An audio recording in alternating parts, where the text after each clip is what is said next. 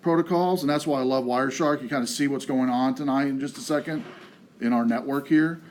And I do have a couple more handouts I'll give you on some tips and tricks and some different commands you can use, because some of you might want to go home and try these.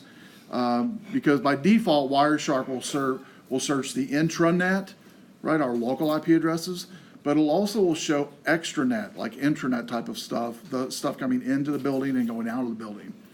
And you can do, I'll show you some searches on the handout, this handout I've got for you, where you can just zone in on, say, just your domain only to see what's going on. But anyway, playing around with protocols is definitely a big part of Wireshark, as it says in the first sentence there. Observing different types of message protocols going between two entities. And when they say protocol entities, you're talking source and destination.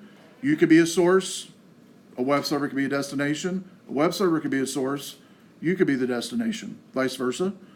A switch could be a source, destination, server could be a source, destination, so on and so forth. He goes on and says that delving into the details of protocol operation and causing protocols to perform certain actions and observing these actions and their consequences. This can be done in simulated scenarios like we're going to do tonight. I'm going to have you guys click on a link, visit a website while Wireshark is running, and we're going to actually hone in on the HTTP protocol, the hypertext protocol, transfer protocol, which is what the web, any internet web page you go to falls upon. And we're going to break apart the packets to look at that protocol and to that web page that you visit. Because every time you visit a web page, it does a GET command, and it sucks down to your computer the text of that web page. That's what it does. And users just know it shows up on their web browser, but they don't realize what it's doing behind the scenes, which is doing a GET command, which again, sucking all that information, whether it be text, pictures, video, audio, whatever, with that GET command using the HTTP protocol. Without that protocol, by the way, you wouldn't be able to have a browser, a web browser. You wouldn't be able to search the web. Most of you have heard of the HTTP protocol because that's what's on every URL that you type in, or you used to be able to have to type in. Now you don't. You just type in google.com and it knows it's HTTP.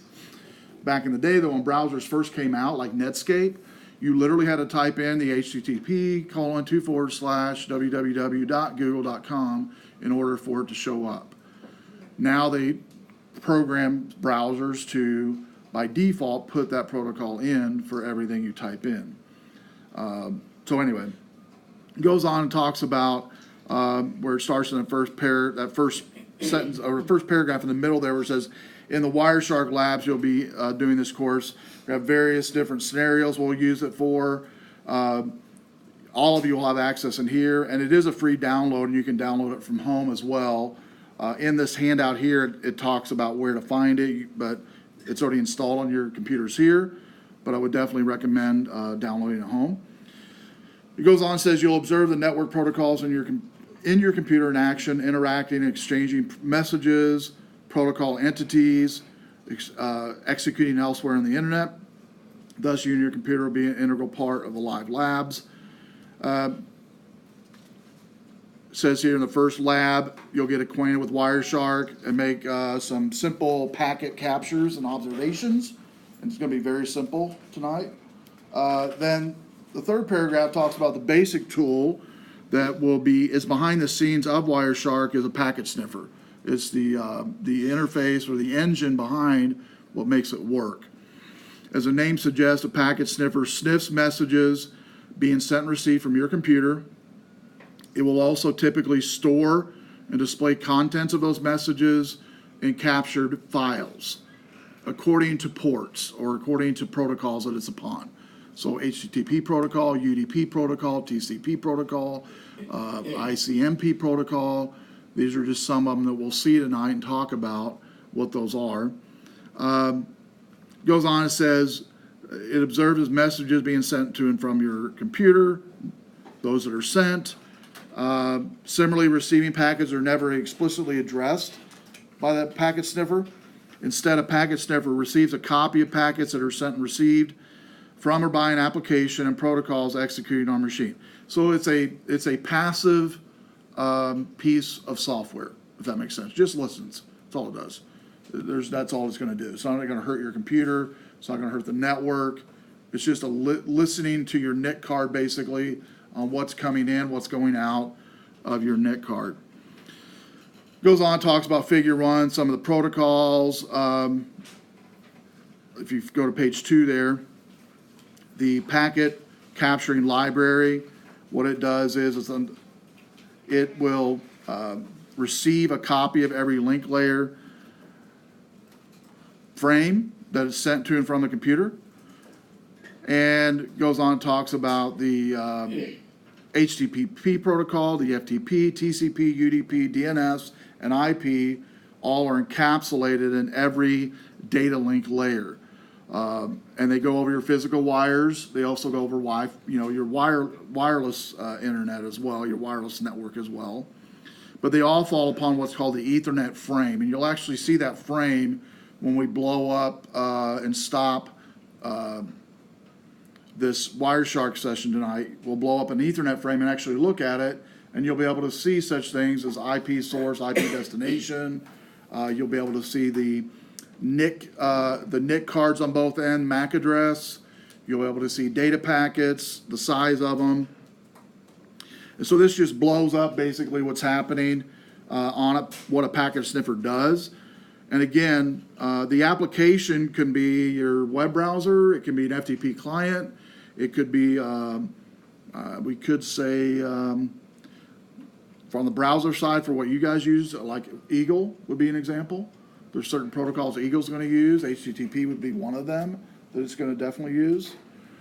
But any program you use that's connected to the internet would be considered an application. Not only connected to the internet, but anything that communicates via the network would be captured by this software. The analyzer there on the left side of that blowed up section there is the part that analyzes what's going on and then captures it in what's called a PCAP, and then that PCAP goes and basically has encapsulated all of the protocols within it. So it could be within a transmission, a TCP, UDP, an IP, Ethernet, or physical. Physical is the first thing you actually do on Wireshark.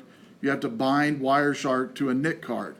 We have 3 of them on your computers, 2 a Cisco virtual network, and 1 is the actual physical NIC card. All right.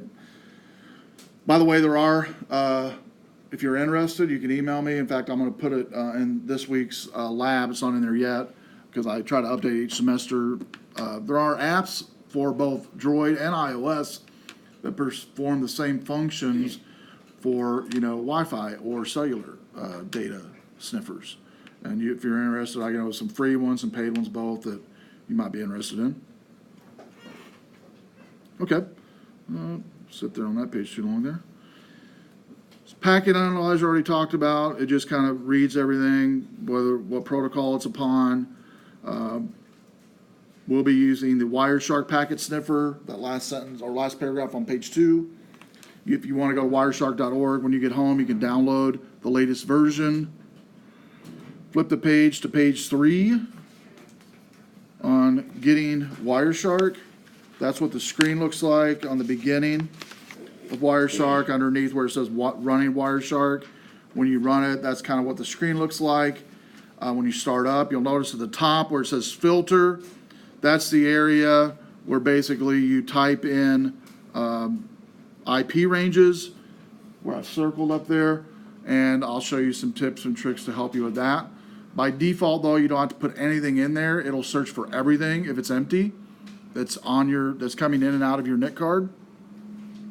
But then you can filter once you've stopped it, or even while it's running, certain protocols. So if I wanted to filter, let's say, just HTTP protocols, I'd literally type in that filter area, HTTP, hit accept or apply, and it would only show me HTTP protocols.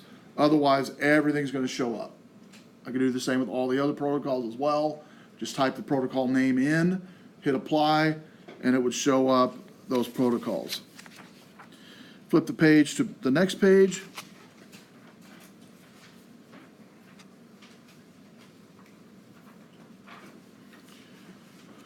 So on the upper left corner of the screen is the interface list.